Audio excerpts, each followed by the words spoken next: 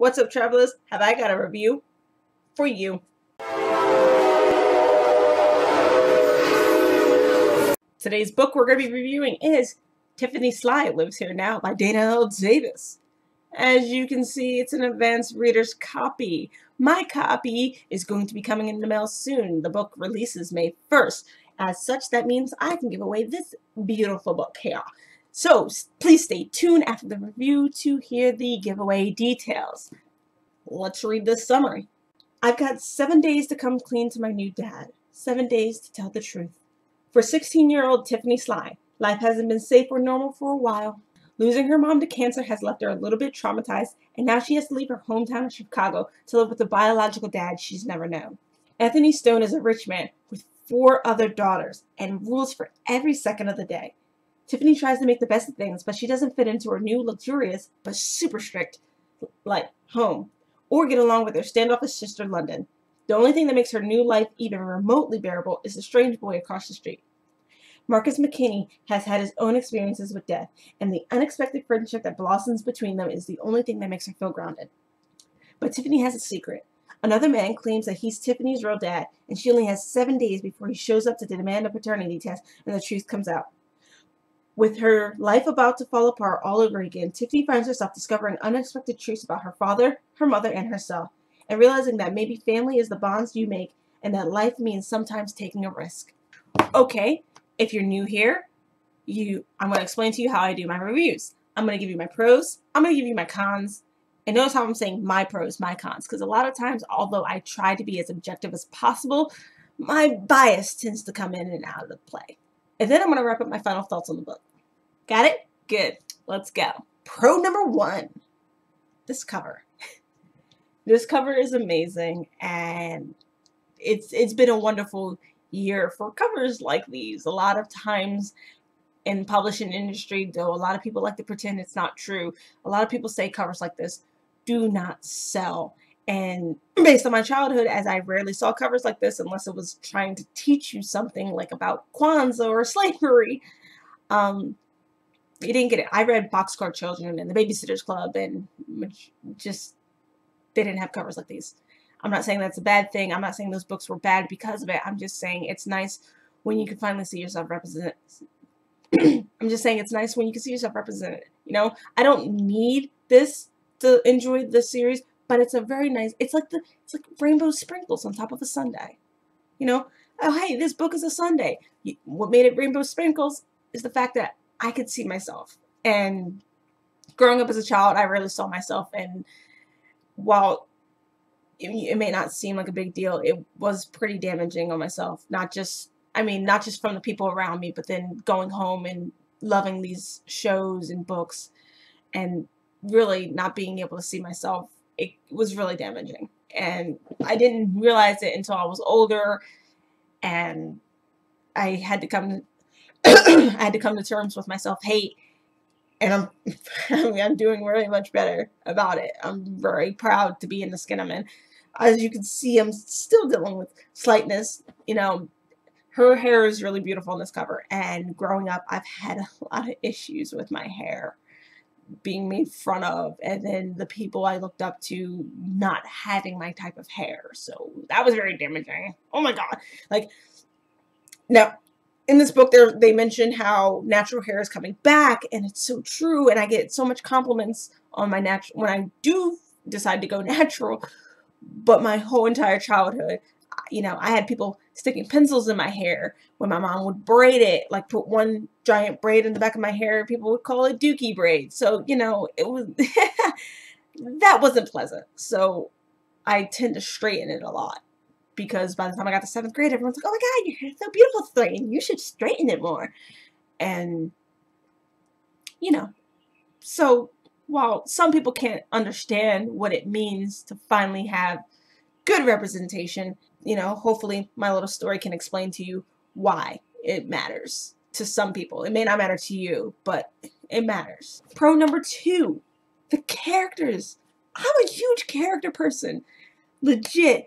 Like, your story can be the most deep, meaningful, whatever. It could be the newest classic rendition that schools want to nitpick and analyze and try to teach you how to write. But if your characters are garbage, I'm not going to have a good time. I just finished an amazing book that was really well written, but I didn't do a normal review for it because I hated the characters. If I can't get into the characters, I really don't want to talk about your book because they're garbage people. But these characters are amazing. Like, even the characters you like are annoyed with, like you don't want to like, they're good. Which is why, although I didn't like the characters in the other book, I gave it a good review. But we're not talking about the other book. We're talking about this book, and then they're amazing characters, like the main character Tiffany. We're not exactly alike. Like I said, I found some kinship in a lot of her behavior. There's some things that she did in this book where I was like, that's me. But I mean, she listens to bands that, while I could have some of their songs on my iPod, I wouldn't necessarily go out of my way to buy their t-shirts or learn their songs. So like I said, there was some connections to me and her, and then there were other connections that weren't. And then there was her best friend, Akila, and you only see her through text messages, which is unfortunate, but she's awesome, and I love seeing female friendships now. Like I said, I didn't grow up with female friendships. My female friends now, they're like my best friends. They're like my best friends. They are my best friends. Like, I grew up with mostly male friends, and now I have a bunch of female friends, and it's really nice. My final pro, I try to keep it 3 pros, 3 cons. Doesn't always work out that way, but I digress. The representation. Tiffany Sly deals with anxiety and OCD. While I don't have OCD, I do have anxiety, so that was nice to see. So it's on top of women of color representation. It also has society representation and sexuality representation. And now for my cons about the book, much like my Black Panther review, this doesn't take away from how much I loved it, how much I would recommend it. They're just my personal grievances, my personal biases. And this isn't, it's full-on contemporary, so this might even be even worse for me to con it for, but I don't like how much pop culture references are in contemporary. That's why I stay away from them, because I don't really, you know, if you're constantly talking about the video games you're playing, the movies you're watching, the books you're reading, the bands you're listening to, I feel like it takes away from the story you're trying to tell. Like in this book, it's more predominant because there's no fantasy element to dip into as well. It's straight up contemporary. But I digress. That bothers me. My second con is about Marcus and his life view on things. Don't get me wrong. Like, I understand when to have this mentality, but in reality, it doesn't work. He has this mentality that good things and bad things are all relative. Like, Tiffany did this thing in the book where he was like, I thought that was a good thing, but other people might think it was a bad thing. And then she counters with, well, what about world starvation? And he goes, well, if you think it's bad, do something about it. But that's just it. People are doing something about world starvation. People do it. When bad things happen, people do try to fix it. That doesn't stop it from being bad, though. And then here's a trigger warning for people. Then there's rape. There's no way you can make rape not bad. There's no way you could sit there and say that that's a relative thing. There's nothing good about bad, and you can sit there and say some people might think it's good. It's never good. It's never good. That is a terrible thing. And to sit there and say, well, go out and stop it. You can't. You can't. That's an impossible thing, and you can't sit there and say that that's not terrible, because it is. And that's what I hate about this mentality, that philosophy. Well, who decides what's good and bad? You can't sit there and tell me that that's not bad.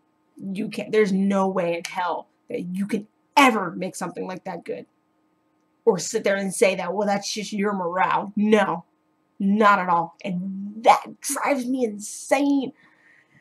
Oh my God, like that is my only issue. Like I said, I understand wanting to have that mentality, but in reality, it doesn't work. There are things that you just don't do. You feel it in your soul. It's just, you feel it. You know, it's just, you don't have, it's not a telling, it's just, look at it. You can't tell me that's okay. You can't tell me that in some instances child trafficking is okay. You can't. That's not. No. Oh my God. All right, I'm done. I'm done with this. I'm done with that whole, it's like I said, these cons all the time tend to go with a bias. Maybe there's someone out there who will sit there and try to figure out a way to spin those terrible things and say it's still relative. I'm not about that. Not at all. And that is my issue with some of the scenes in this book, is that he goes hard on that mentality, and I'm not here for that. Everything else about him, awesome. Love you. That one moment where he brings up that bit, just not. Okay, now I'm going to tell you my final thoughts on the book. Again, I don't like contemporary. I mean, I don't read contemporary all that often. But when a book is so amazing without fantasy elements, I'm gonna celebrate it. And not only is this book amazing, the author is amazing. She's an actress, she's a voice actress, and now she's a writer. She's a jack of all trades. Shoot, who wouldn't want to support her? So I'm gonna put all her links in the description box down below. And the book comes out May 1st. I highly recommend you go and buy it. If you're short on funds and you can't get to a library, hey, guess what? I'm going to give away this book because I pre-ordered the book, so I'm going to get the official copy without this little addition on here. So I'm giving you a chance to enter into the giveaway. I think I can ship it overseas. I'm not positive. I know a lot of people talk about shipping. I'm just going to open it up to everyone, whoever wants it, because I guess I could deal with the shipping fees. It shouldn't be too bad. So let's get into the giveaway, shall we? If you want to be entered into a chance to win this beautiful book, all you have to do is share it on social media. Link, show me where you shared it. And the more you share it, the more entries you are entered in to win. I'm on Twitter, I'm on Instagram, I'm on Facebook, I'm on Tumblr, despite the fact that my Tumblr is just used for retweets anyway. All my links are going to be in the description box down below. Later, days.